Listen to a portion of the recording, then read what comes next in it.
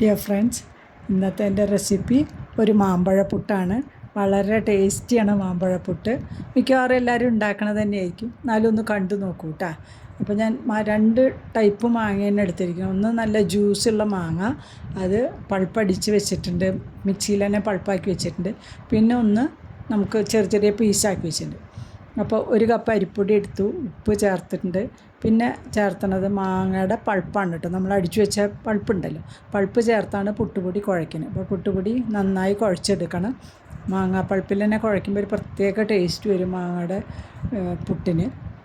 പിന്നെ നമുക്ക് നാളികേരത്തിൻ്റെ ആവശ്യമില്ല. ശരിക്കും പറഞ്ഞു നാളികേരം ഇടേണ്ട കാര്യമില്ല.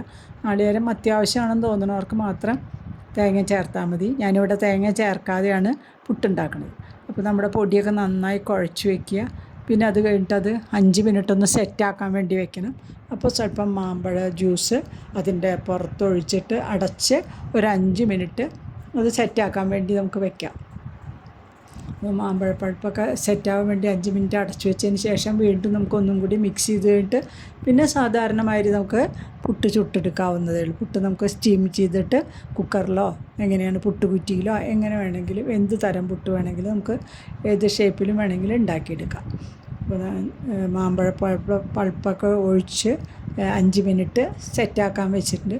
അപ്പോൾ നമ്മുടെ മാങ്ങയുടെ ജ്യൂസൊക്കെ അതിൽ നല്ലോണം പിടിച്ച് കഴിഞ്ഞാൽ നമുക്കൊന്നും കൂടി ചേർത്ത് കൊടുക്കാം. മാമ്പഴത്തിൻ്റെ ജ്യൂസൊന്നും കൂടി പുട്ടുപൊടിയിൽ പിടിക്കാൻ വേണ്ടി നല്ലോണം ഇളക്കി ചേർത്ത് കൊടുത്ത് ഇനി ചെറിയ ചെറിയ മാമ്പഴ പീസുകൾ മുറിച്ച് വെച്ചത് ഇതിലും വേണമെങ്കിൽ ഒന്നും കൂടി ചെറുതാക്കാം. ഞാൻ കുറച്ച് വലുതായിട്ട് അരിഞ്ഞിരിക്കണം ഒന്ന് കടിക്കാൻ വേണ്ടിയിട്ട്. അപ്പോൾ അത് കഷ്ണങ്ങൾ വെച്ചിട്ട് പിന്നെ ഒരു ലെയർ പൊടിയിട്ട് വീണ്ടും ഇടയിൽ ഒരു ലെയറും കൂടെ മാമ്പഴ കഷ്ണം വെച്ചിട്ടാണ് പുട്ടുണ്ടാക്കണത് കേട്ടോ. അപ്പോൾ വളരെ ടേസ്റ്റാണ്. വേഗം നമുക്ക് ഉണ്ടാക്കിയെടുക്കുകയും ചെയ്യാം. പിന്നെ പിള്ളേരൊക്കെ കഴിക്കാത്ത കുട്ടികൾ ഉണ്ടാവും. പുട്ടിനോട് ഇഷ്ടമില്ലാത്തവരുണ്ട് കുറച്ച് കുട്ടികളൊക്കെ. അപ്പോൾ അവർക്കൊക്കെ പുട്ടിങ്ങനെ ആക്കുമ്പോൾ മാങ്ങയുടെ സ്മെല്ലും ആ ജ്യൂസിൻ്റെ അതെല്ലാം ആ പുട്ടുപൊടിയിൽ പിടിച്ച് നല്ല ടേസ്റ്റാണ്. അപ്പോൾ നല്ല ഇഷ്ടപ്പെടും കുട്ടികൾക്ക്. അപ്പോൾ ഇങ്ങനെ പുട്ടുണ്ടാക്കി കൊടുത്ത് ഇടയ്ക്ക് ഒരു വെറൈറ്റിക്ക്. അപ്പോൾ നമ്മുടെ പുട്ട് ഇവിടെ സൂപ്പറായിട്ട് റെഡി ആയിട്ടുണ്ട്.